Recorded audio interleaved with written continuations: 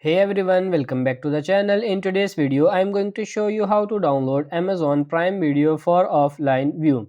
So first of all, just download and install the Amazon Prime Video app. After installation, you have to open the application and log into your account. Now here you have to choose the movie what you would like to watch for offline view, and here you have to click on the download button. It will ask for the download options. If you would like to save the data, then you have to choose the data saver option. Otherwise you can choose the best quality. I am choosing only the data saver. Then click on start download.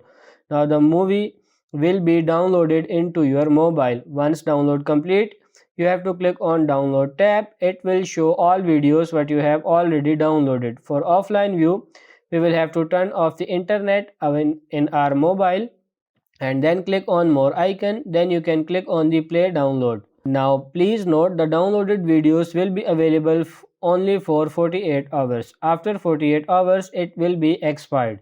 So that's pretty much it for this video. I hope this video was helpful. If it is, like it and subscribe to the channel. Thank you.